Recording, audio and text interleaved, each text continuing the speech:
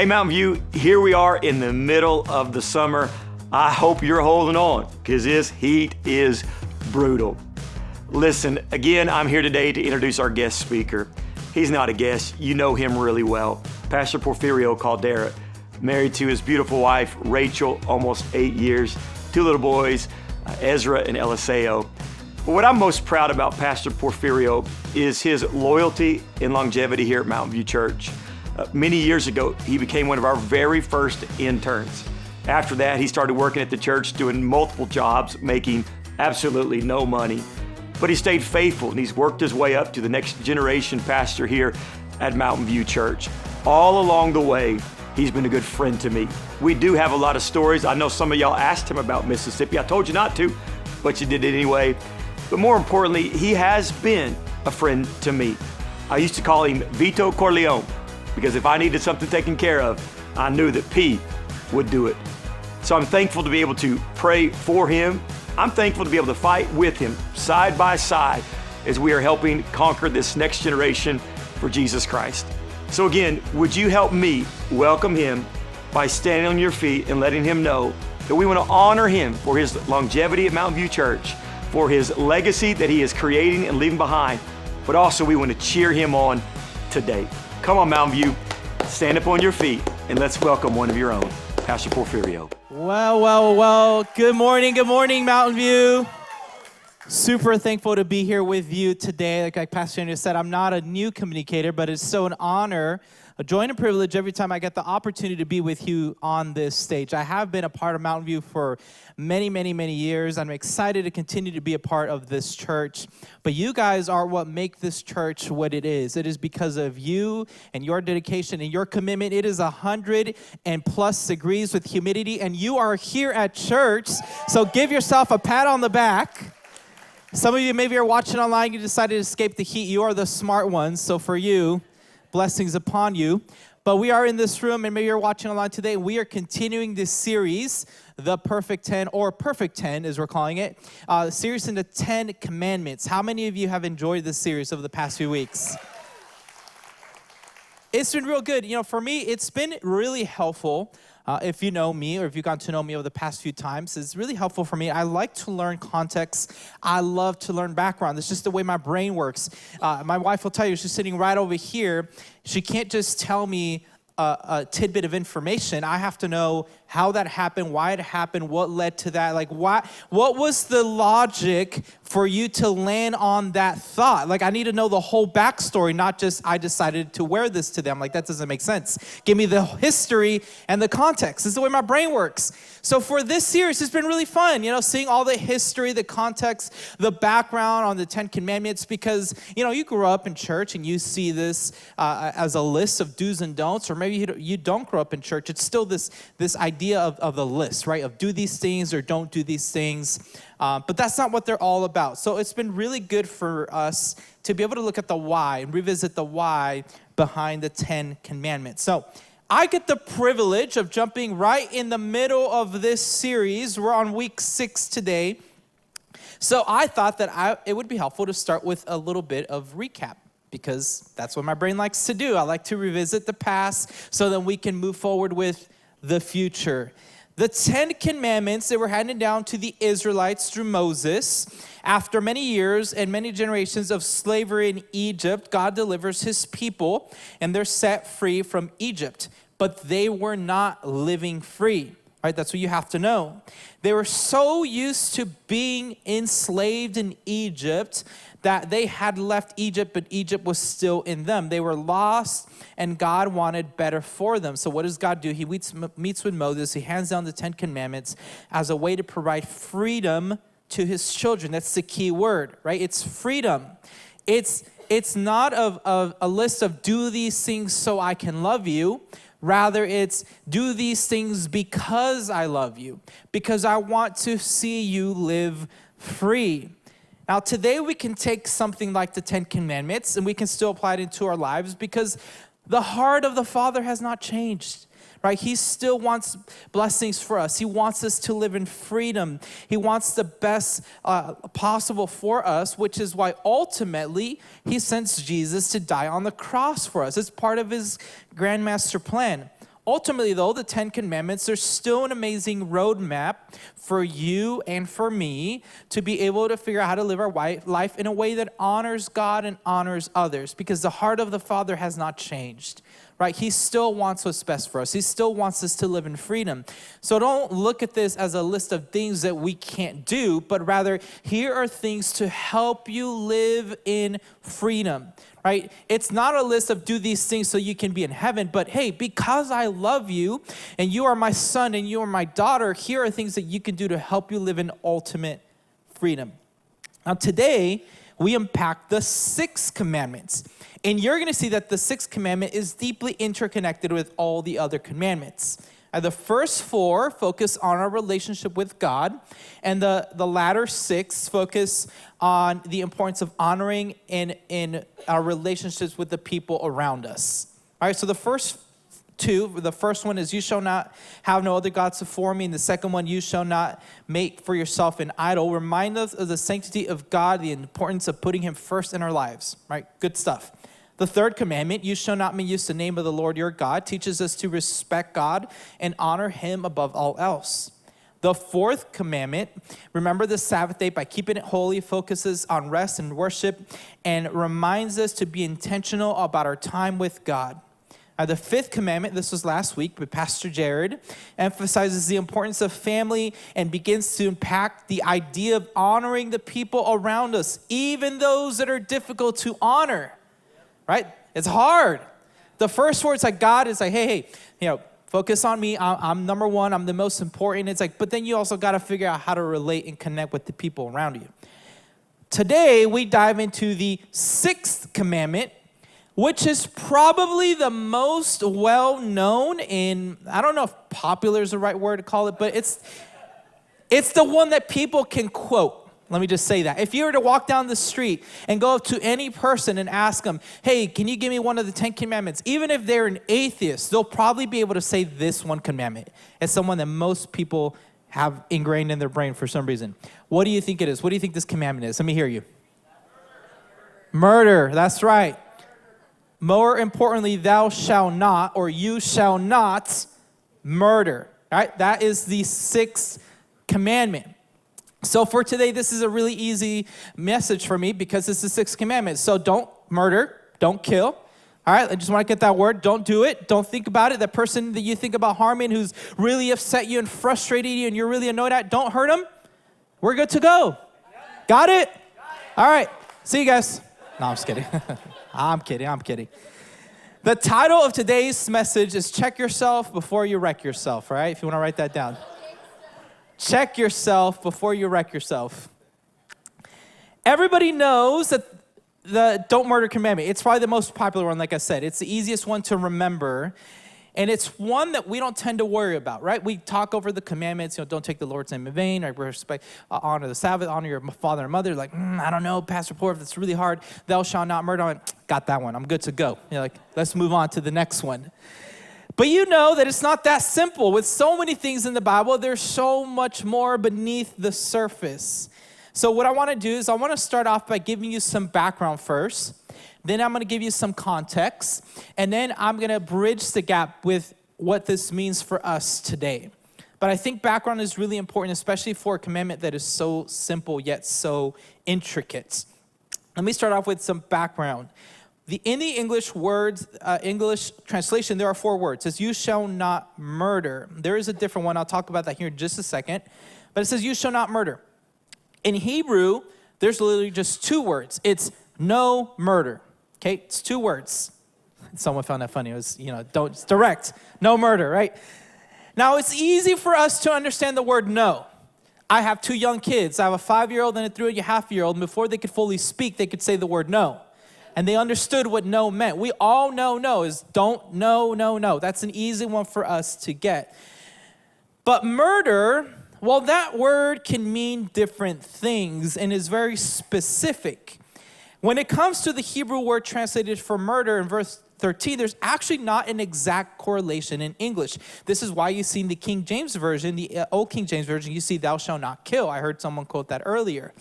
Because there's not an exact translation for what Hebrew is for the word kill or murder. Because in English, we think of these two words as different things. Kill and murder are not the same thing. For example, in James and the Giant Peach, if any of you ever watched that movie, his parents were killed by a rhino that escaped from the London Zoo. But in Shakespeare, Macbeth murdered Duncan, right? We could say that Macbeth killed King Duncan, but it's more specific to say that he murdered Duncan, but we would never say that the rhino murdered James' parents. The rhino killed his parents. So we use these words, kill and murder, to mean different things, right? Kill is this broader category, and murder is a more narrow, specific word. Now, in Hebrew, there's not a direct translation, so the Hebrew word, just to give you that background, is somewhere in between both, and our understanding of murder and kill. So the Hebrew word, the Hebrew translation is in the middle of that. It's not as broad as kill, but it's not as narrow as murder. So that's the background, the literary background on those words. We have to know that to see where we're going next. Now, some context for you. Something that's important to know is that when Moses brought these down, the commandments, the sixth commandment, which for you and I today is so simple, right? You shall not murder. That makes sense. I get it. Let's not kill the people around us that we are upset with. But when Moses brought these down, this was revolutionary. This underscored the sanctity of human life. And that was in stark contrast to the norms of the surrounding cultures where human sacrifice, retribution, and vengeance were so normal.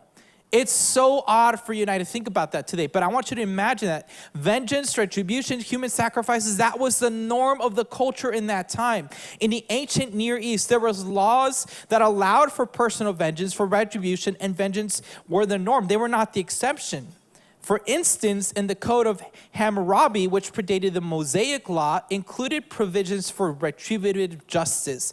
Example, if a man caused death of another man's daughter, his own daughter would be put to death. It was the whole an eye for an eye system. And the system perpetuated these cycles of violence. That was normal, right? So you imagine that being the norm. Imagine it if that was us today, right? We're driving down Hunt Highway.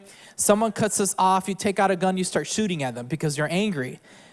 Now, that actually did happen, but thankfully we live in a culture where you end up on the 10 o'clock news if you do that.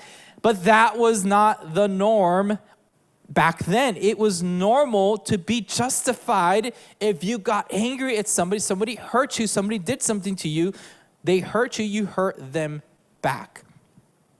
But back in this culture, right, this was the standard response. The many surrounding cultures, including the Canaanites, they practiced human sacrifice as part of their religious rituals. But these commandments, they were given to the Israelites to set them apart as holy people, right? God wanted them to live in ultimate freedom, and he wanted them to be set apart from the people around them. So God says, okay, sixth commandment, you shall not murder. And the Israelites were like, hold on. Are you sure about this, God? Like, how do we figure these things out now? Like, that's a really easy, clear way to get back to someone to hurt you. But God says, no. You have to understand that every life is important. The sixth commandment was God bringing to the forefront that life was a valuable thing. And it was so radical because it placed a divine prohibition on personal retribution. It instead aimed to cultivate a community where peace and respect for life were vital. It was about promoting a culture of life and respect. And this commandment called God's people to a higher standard to preserve life rather than to destroy it. And it was a really big deal. I have to have you understand that because it's going to tie into the rest of our sermon here in just a moment.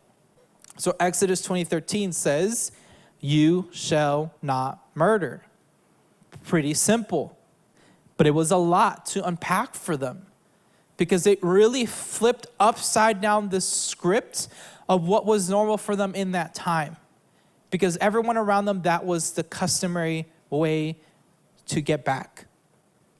So something that can seem so simple was so countercultural to the Israelites. Who knew there was so much in 4 words? But I think I've given you plenty of background and context. I want to help bridge the gap here for a moment and kind of bring this over to today. I'm going to fast forward a bit. I'm going to go over to when Jesus now comes onto the scene. And I want you to see how you and I can now start to apply this into our life. Because what does Jesus do? When Jesus comes on the scene, he flips the script again, right? Because before Jesus, everything was about what you did, how you looked, and how you acted. And Jesus comes onto the scene and says, it's more than just how you look, what you do, and how you act. It's about what's beneath the surface, right? What does your heart say? What's the posture of your heart?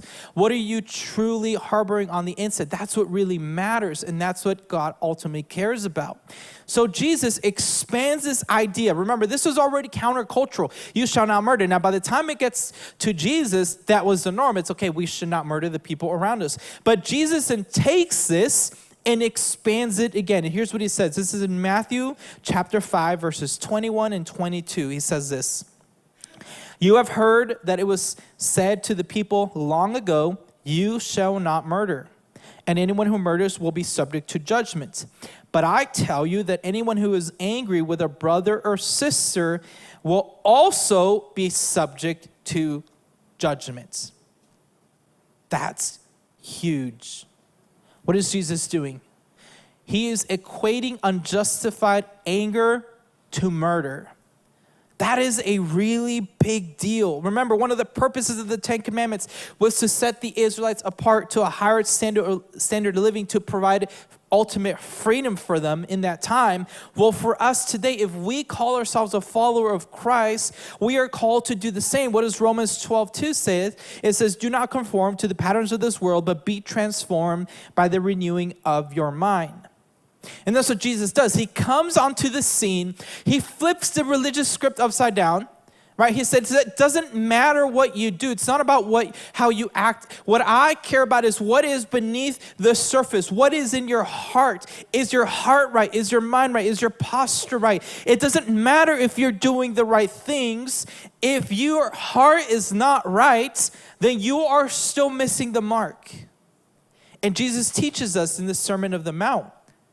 And he begins to bring a deeper and spiritual dimension to this commandment, and he flips the religious script, because by addressing anger, he points us to the heart condition that precedes violent actions. Because what are anger and hatred? Anger and hatred are seeds that can grow into destructive behavior, which is why Jesus calls us to root out these emotions from our hearts. And he calls people to a higher standard of living in Matthew 5, and he equates this unjustified anger to murder. That's a really high bar. Because let's be honest here this morning. Who in here has been angry before? I'll raise my hand. I've been there. Doesn't matter if you're the happiest person around. At some point, you've been angry. Now, who here has had unjustified anger? I'll put both hands up, because that's me. Have you ever noticed it's the silliest thing sometimes, too, if you go back and look at it?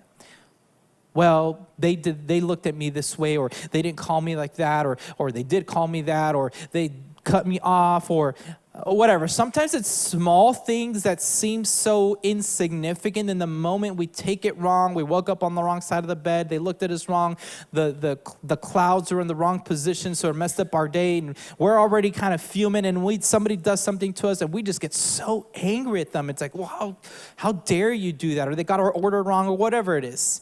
I've been there before. I've had that. I've had moments where I've been angry, and sometimes it has been justified, and there's been moments where it's been unjustified. And I've had to check myself multiple times to say, well, why do I feel that way?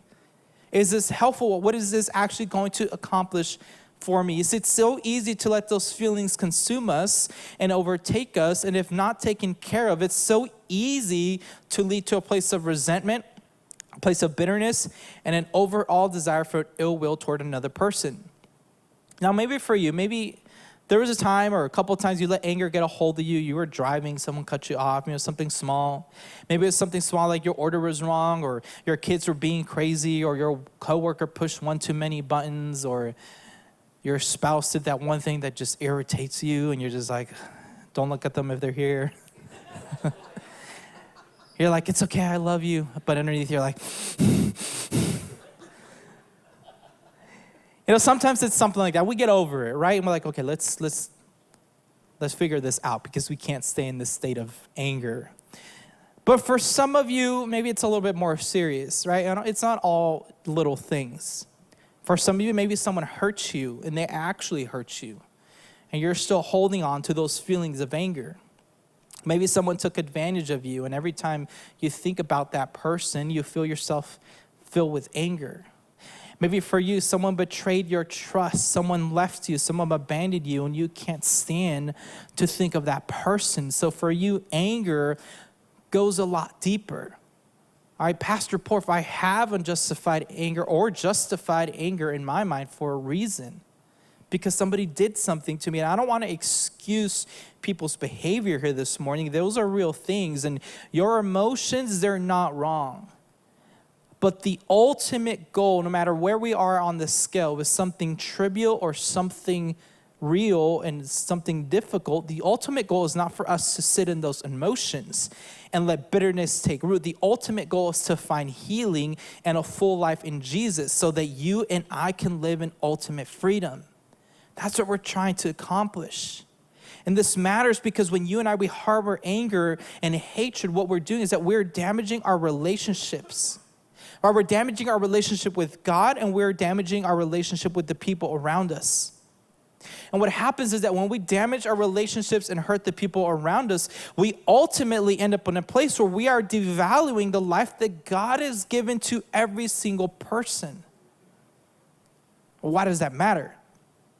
You see, the essence of the sixth commandment, it's not just merely about the prohibition of taking life. It's about the affirmation of God as the giver and sustainer of life. In Genesis, it kind of points to this idea, this theological idea of the imago Dei, the belief that every human being is created in the image of God. And this is Genesis 1:27. So God created mankind in his own image. In the image of God, he created them. Male and female, he created them. It goes deeper than just not hurting someone next to you. It goes deeper than just being resentful and angry towards them. Because that person is someone that God has given life to and bears his image. Years ago, I remember reading this story about a man who is a committed atheist. Now, guys, I went to school, four-year university here at ASU, and I'm telling you, I've came across so many people that were committed atheists. And, you know, when you sit across the table and talk to somebody like that, like you really learn a lot about how someone lands there, because I love context and background.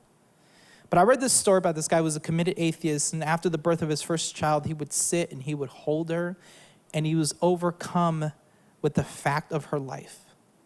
He would hold his little baby, look at her and this living person, and knew that she was here because, not because she chose to, but because of her mom or dad, but then not really because mom and dad didn't design her, right?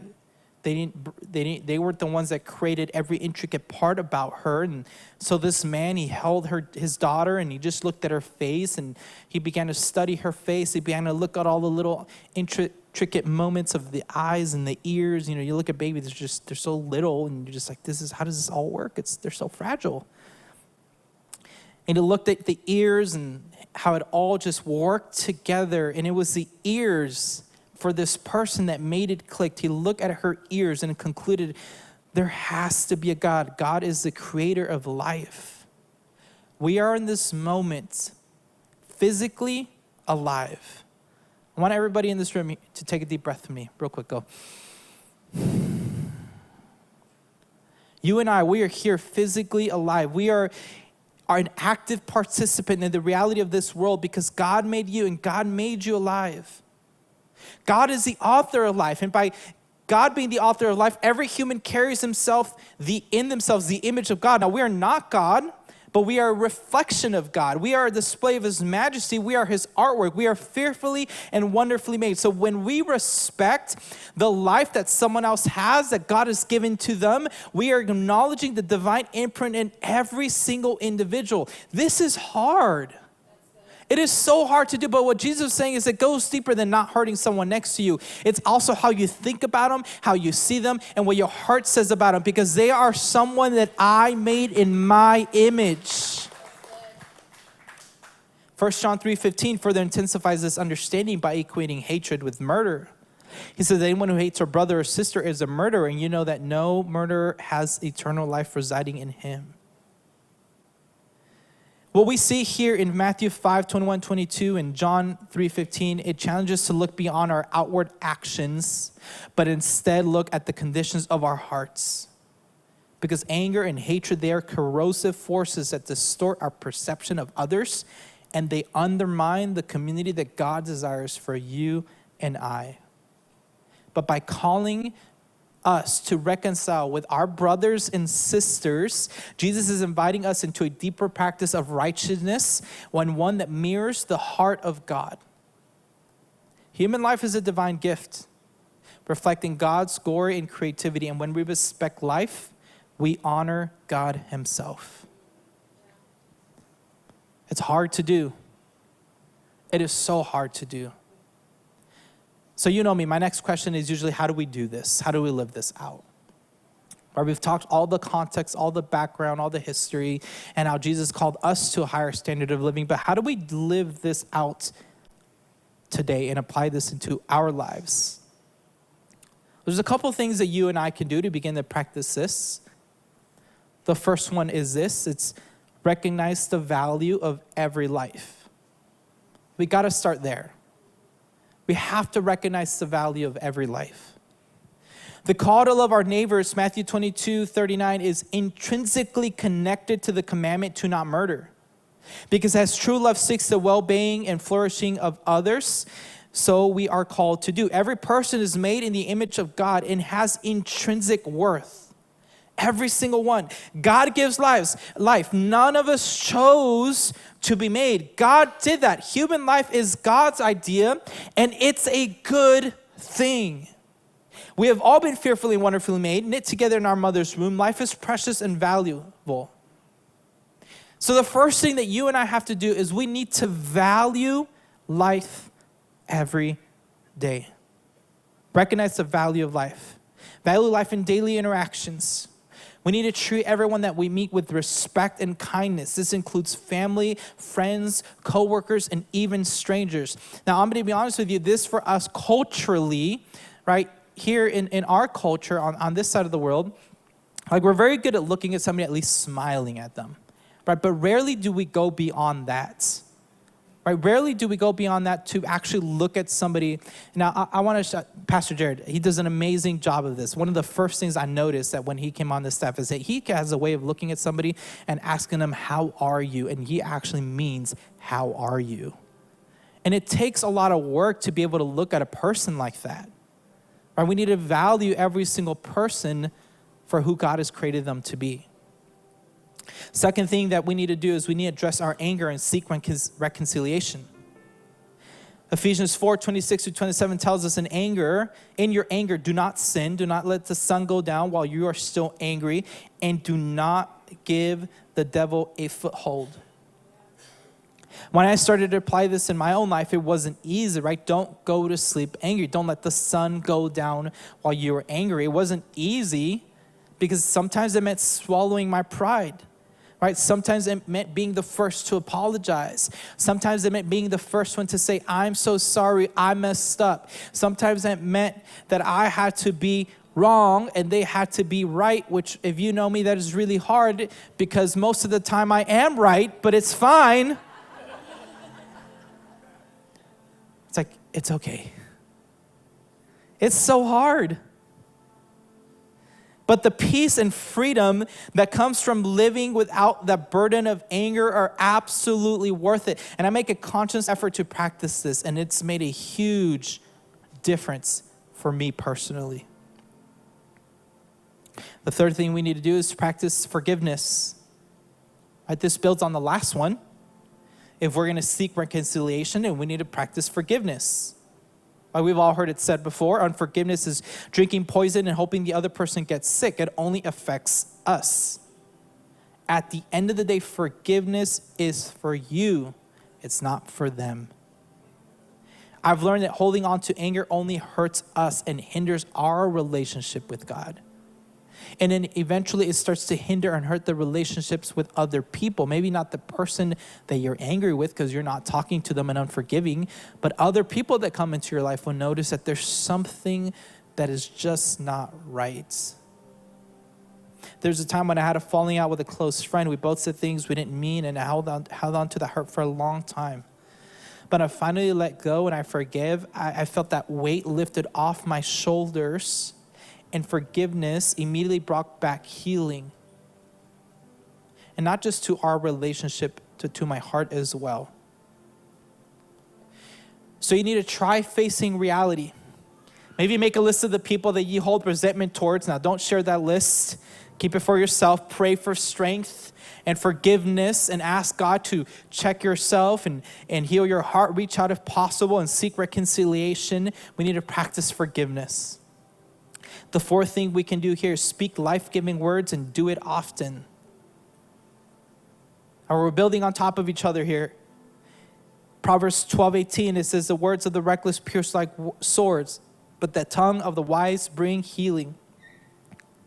This is a great way to practice forgiveness. Try speaking life into the people around you. Don't just stop saying harmful things, but start saying healing things. Because too many life-giving words die on the altar of good intentions, right? I meant to call them. I meant to tell them, well, you know what? I'll do it next time. But why don't we instead start speaking life-giving words into the people around us instead of saying, I'll figure it out next time? I speak life-giving words often. Don't let pride, awkwardness, or carelessness stop you from speaking life into someone around you. It makes a huge difference. And the fifth thing that you and I can do is check your hearts. And this is where we say, check yourself before you wreck yourself. If we find it difficult to speak words of healing, if we find it difficult to seek forgiveness or reconciliation, if we find ourselves holding on to bitterness and anger and resentment, then maybe you need to take a good look at your hearts. A critical heart is critical. A self-righteous heart is judgmental. Right? A fearful heart is negative. A bitter heart is toxic. But it doesn't have to be that way. A grateful heart is thankful.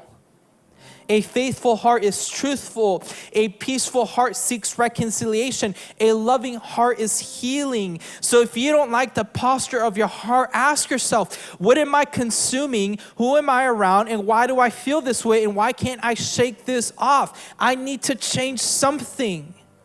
What are you taking in? What voices do you believe? What script are you buying into?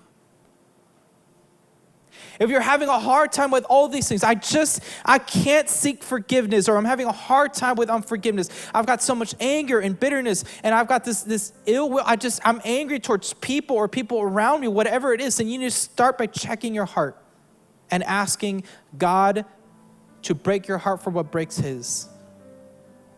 It's a really difficult thing to do.